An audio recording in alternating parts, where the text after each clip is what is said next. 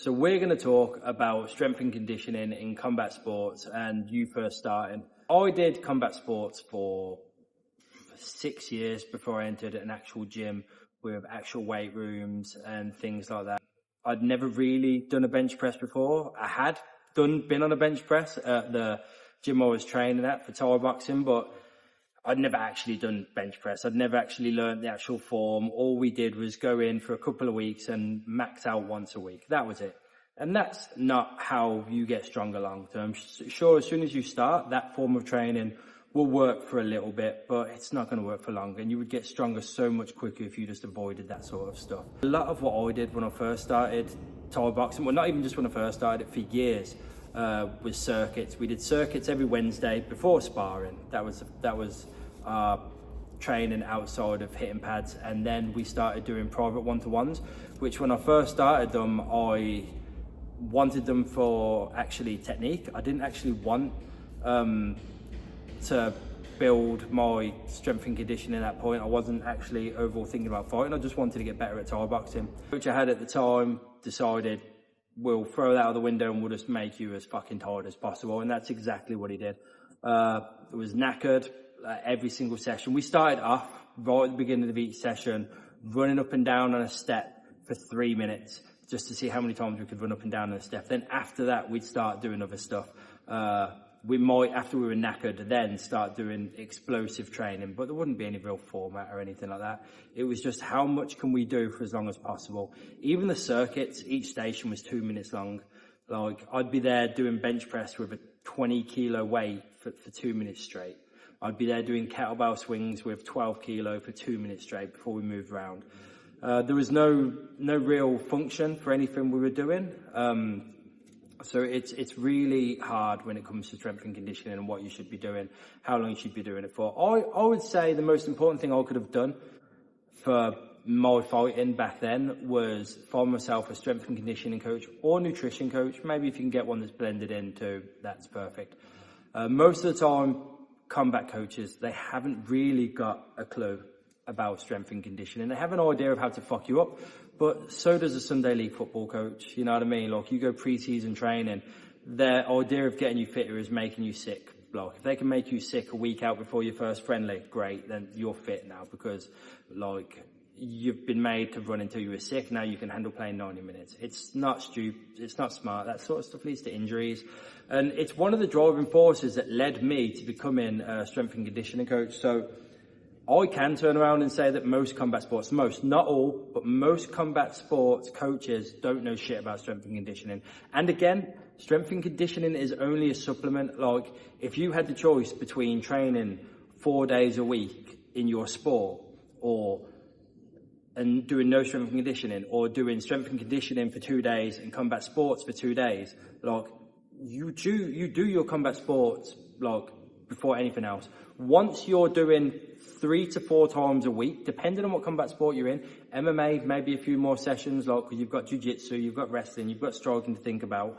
But once you're doing, like, let's just say one discipline sport, let's say Thai boxing, let's say you're a Thai boxer, and you do Thai boxing 3 to 5 times a week, then we can add in a day or two of strength and conditioning.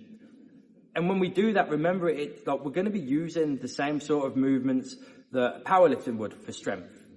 We're going to be using bodybuilding movements to bodybuilding reps. Now, we're not going to be doing as much volume because we're not looking to build a shitload of muscle, but what we are looking to do is to make sure that our muscles are safe. We're looking to make sure we don't get injured, and that's hypertrophy, a lower intensity than just going straight to failure is really good for that sort of thing. And then on top of that, we're going to add in some things that you've probably already been doing with your combat sports coach. You've more than likely been doing loads of jumps. You've more than likely been throwing things. The only difference is how we do them. Typically, and again, this isn't all. Look, I know there are going to be some good ones out there. There's probably a lot more good ones than I think there is, especially now with all the information that's out there. But there's still a lot of old school people that are going to be like, okay, so we need to jump to build power. So what we're going to do to build power is we're going to get a box. My guy is going to be doing burpees and jumping on a box for 90 seconds straight. build somewhat of an endurance, but there's better things you could be doing to build endurance during that time. If you don't want to do it on an exercise bike, or if you don't want to be doing it on a treadmill, or if you don't want to be getting them to do hill sprints, if you rather than that sort of shit, you're better off just hitting the pads. You're better off sparring. Like, actual doing your sport for that part is better than making someone jump on and off of a box for 90 seconds, because by the time you get tired on that last, especially if you're jumping off the box, you fall backwards, you blow your knee out if you land wrong. And a lot of times people haven't even been taught how to land properly. I mean, that's one of the first things we do when we start doing jumps. No matter how long they've been doing a combat sport for, first thing we do, we get them onto a taller surface, they step off, they drop, they show us how they land. That's the most important thing you can do. Another thing that you need to be wary of is if you go see a strength and conditioning coach, and again, a lot of combat sports specific coaches won't do this, it's testing. Like, if they just go in, if you go in and your first session with a strength and conditioning coach, like, they might do this on a consultation. So you might go have a free consultation. On your free consultation, they might test how high you jump, test how far you jump, make you do a run test. They might make you do a resting heart rate test, like just different tests that you could be doing. They might do that on a free consultation. If they do, that's completely fine. But often a free consultation is just to see how you move, see how your squats are, see if you can hip hinge, like basic things like that, and a conversation.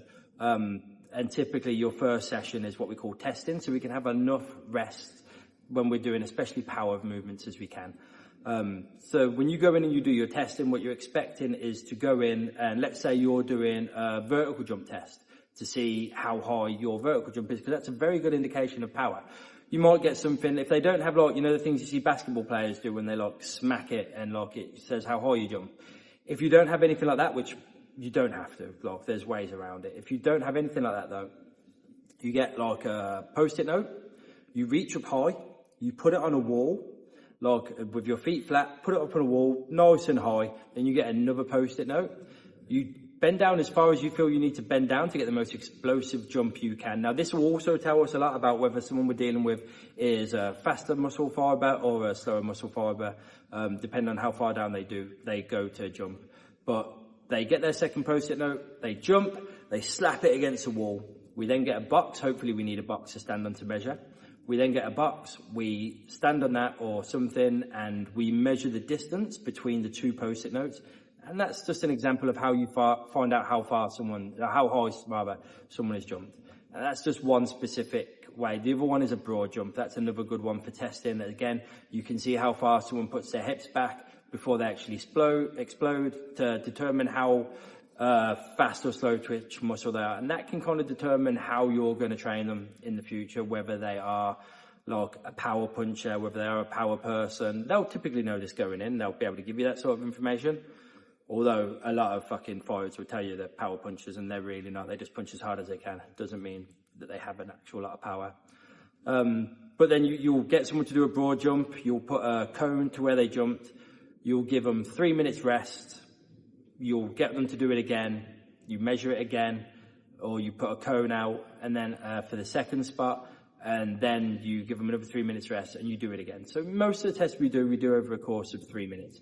Unless it's like an endurance test where you have them running up and down, say 20 meters for 5 minutes, just to see how many laps they get in. We typically won't make them do that for 3 times because it's a lot harder to recover from endurance. But these are the sort of tests you do so you can continue doing these tests during your training and camps to see if you're going in the right direction. Is your endurance getting better? Is your power getting better? Is your strength getting better? Again, for strength, we're not going to go for 1 rep max.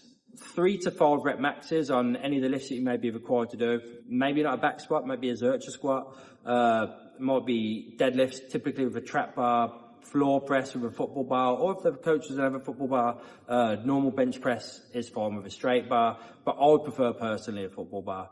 Those are sort of tests that you're looking at doing, and those are the sort of things that you're looking for in a strength and conditioning coach to know. Most of the time, combat sports coaches aren't going to do these things. And I know because I've trained with a lot of combat sports coaches that are amazing at teaching their sport, but they came up so old school and never had a strength and conditioning coach of their own. They just don't understand it as much. And it's not the strength and conditioning coach, again, he is nowhere near as important as the combat sports coach. He's there to supplement that. He's there to help aid endurance, help aid power, help aid sport, help aid strength, and that is it. His most important thing that he can do is regulate his training with you to make sure you don't get injured while you're either maintaining your strength, power and speed and endurance, or growing it, depending on what part of your training program you're on. But that's everything I've really got to say about you first starting your strength and conditioning. That when you are starting your strength and conditioning, that is how you should be looking at it. You should be testing first. If you're not testing, then you don't know how far you've come. You can feel more explosive, you can feel faster, you can feel stronger. Whether you are or not is a different story, especially if you're on a weight cut. Those are the sort of measurements that you need to know, that you need to be sure that you're keeping up with. At the end of the day, your combat sports training is the most important, but when you start off in strength and conditioning, you need to make sure you know how to brace, you know what exercise you'll be doing. Find yourself an online program. There's plenty of websites online where you can get online programs that really just steal it from a strength and conditioning coach offline, like if you don't want to pay for it. Now, it is better to have a strength and conditioning program for you. If not specifically for you, cookie cutter ones are fine. They're gonna do you better than you're already doing at the moment, as long as they're produced by a good coach and someone that knows what they're doing, and not just someone that's going to make you do hundreds of burpees and get you as tired as possible. Thank you for listening. I'm Graham Leggett from Compound Coaching, and I'll catch you next time.